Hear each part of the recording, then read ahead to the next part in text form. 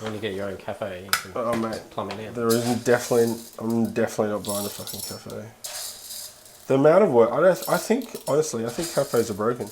Like, the whole thing's broken. In what way?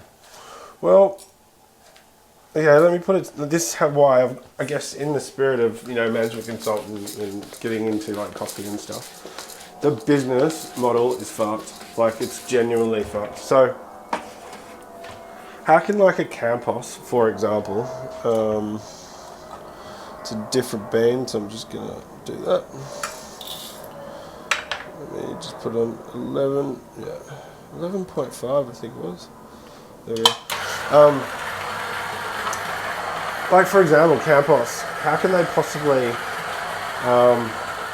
roast about 100,000 kilos in a roastery and then get rid of it in time for it to be at a perfect spot? So you mean in terms of the longevity of the coffee? Coffee goes off in 3 weeks. Yeah. So they don't bother about that, do they? No. Which means when the coffee arrives to your, Coles or on shelf or into your cafe, that coffee's already stale. Like, the fulfillment process of someone bagging and packing and delivering that coffee, like our like postal system's shit, right? Yeah. So it's like, not fresh. No. It's not fresh. So to be able to get like proper coffee, roasted, smell that. That's a whole different coffee. It's punchy. Yeah. So to get it to like, a customer that's fresh like that, there's no way they could do that, mate, based on just how big they are. Yeah. Which means like you have farms that don't make any money, right? And they make money based on volume. So if I sell, 100,000 kilos of like coffee, like green coffee, we're talking about, let's say, 100,000 60-kilo bags of coffee, right? Yeah. They don't make a lot of money. Plus, the other thing is, when I say don't make a lot of money, like we as a commodity buy it for like $2.50, right? Yeah. A kilo. Where I buy the coffee for $11, $12, $19 a kilo, right? Yeah. And then you go into a cafe and that specialty coffee, when someone says, yeah, that's a $13 cup, you're like, the fuck? Right? So like when you think about the whole end-to-end business model, it's like these farms take 4 years to grow a coffee. And like a farm, an entire lot. Journey, you mean? 4 years, yeah? Yeah. To buy coffee, farm it, and then put it in a warehouse that probably sits like somewhere in Ethiopia or like El Salvador for like 6 months. Someone comes and buys it, like a wholesaler, then it's shipped up to the other side of the world. All that costs so much money to do, right? So then when you think, fuck, you go to that local cafe and you go, oh, I'll just have a soy latte, and someone goes, well, that's really expensive. And like, well, shit, they actually don't understand the end-to-end business model. Yeah. Plus, it's like, to actually make money, you almost have to sell it, stale. Yeah. It's passed through so many hands, hasn't it?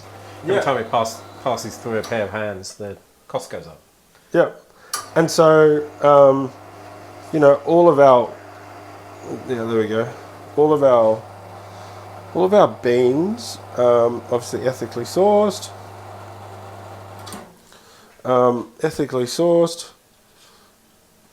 Yeah, smell that. Yeah. That's a different. Do you want that? It's got kind of a spiciness to it. Yeah, nutty. Try that. I'll make another one. Yeah, right. What do you think? Oh, that's really good. Yeah. You like that? I really like it. So that's the Guatemalan. I haven't put that really one. Smooth. So that's really close to our green Barty profile.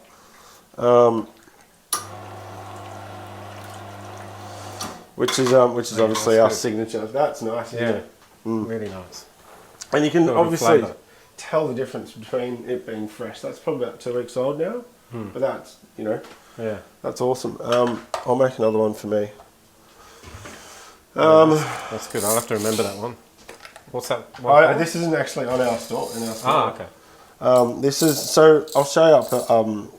I'll make a coffee and then I'll show you up in the humanity room. But I basically every Saturday I roast for all the orders, right? And then I then profile different regions.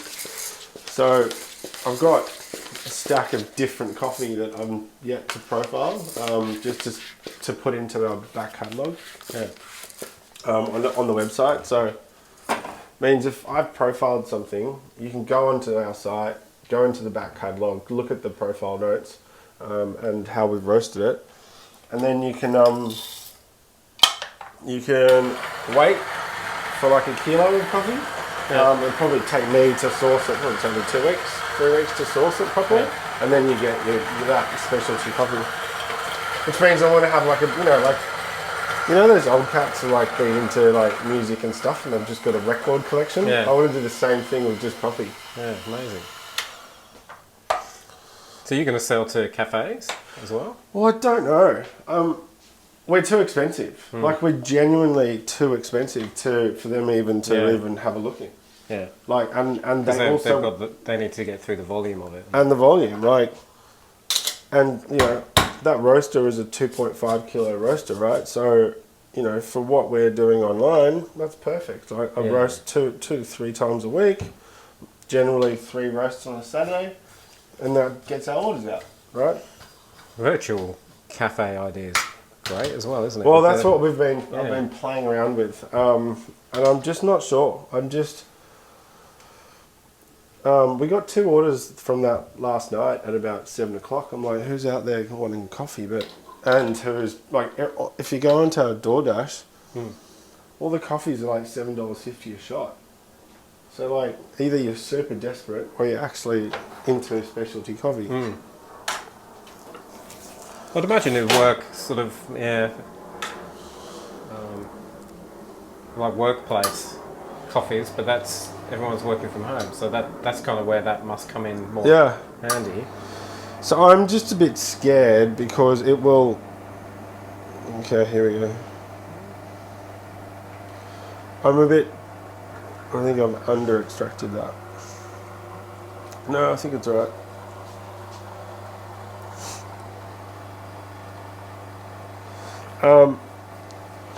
I'd literally need... Cheers, dude. I'd literally need to hire someone to do it properly. Like, otherwise, I'd just be making coffees all day. Yeah. For like $4.50. So all that's I like the colour as well. Yeah, so that means when the coffee's like that, when you get the speckling, that means you've actually brewed it well, made it properly. I'm just gonna make I do soy latte. Yeah. So, anyway, tell me about the book. International bestseller. So basically, when you get because all your mates have bought it around the world. No, but when you get to on Amazon, when you get in the top 100 seller list, bestseller list, in multiple countries, it becomes an international bestseller, and you get a badge. So you can print on the book cover. Yeah. So it's now, because it got to, I think it got to 10 in a particular category in Australia, and it got to, where did it get to in America?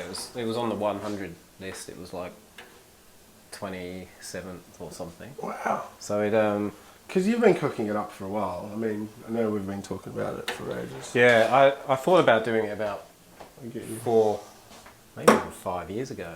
Like it was a long time ago that I was planning to do it. Yeah. But then I just sort of, when I put pen to paper, I just went, you know what, this is too hard, and I gave up. Taste that, but from there, that tastes like. Tell me what that tastes like. I don't like latte, but it tastes amazing. Yeah. That's the chocolate Barty. Yeah. That's really good. Isn't it? It's like. But what's cool about the single origin, like wine, there's no sugar in there. There's no chocolate in there.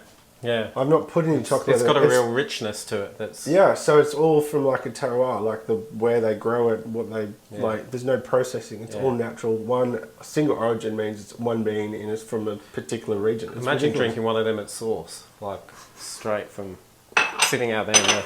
How warm is it over in El Salvador? Well, it's between like beans stay at about 70% humidity, temperature of like 21 to 28 degrees constantly. Yeah. Jam? Oh no, just plain is plain good for me. Oh, you go grab it. Go for it, mate. Thanks, mate. I'll get you one of these. So you're going to go out somewhere to like the source of where they grow.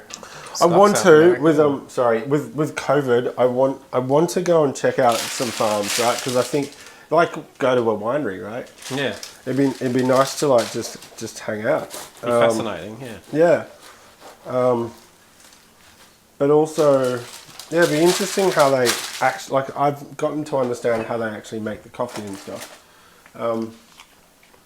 But it's like farmers, mate. There's just farmers like growing like, potatoes or whatever, same thing. So it's quite interesting. I don't know.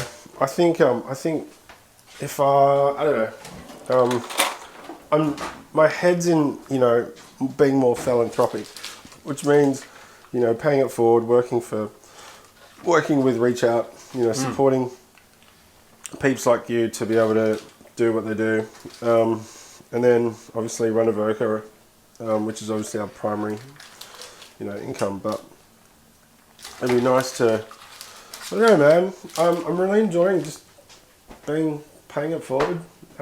Making really good coffee, changing people's perception on, we can't continue taking the piss these farmers because these farmers spend so much time and effort like making this stuff, and then we just take the piss. Yeah. We go out to like a wine shop, a bottle shop, and we spend like, like, I don't know about you, but like $20-$30 for a bottle of red wine. If you go into champagne, you're going to blow $80 on a bottle. Like, why can't we do the same thing with coffee? Yeah, it's a good point. Because we don't get it. Like, because this bullshit culture of, just shit culture. Thinking that you can just walk into a coffee shop and ask for a soy latte. I think it's a bit like wine. Mate, it's how it's grown. It is. Yeah.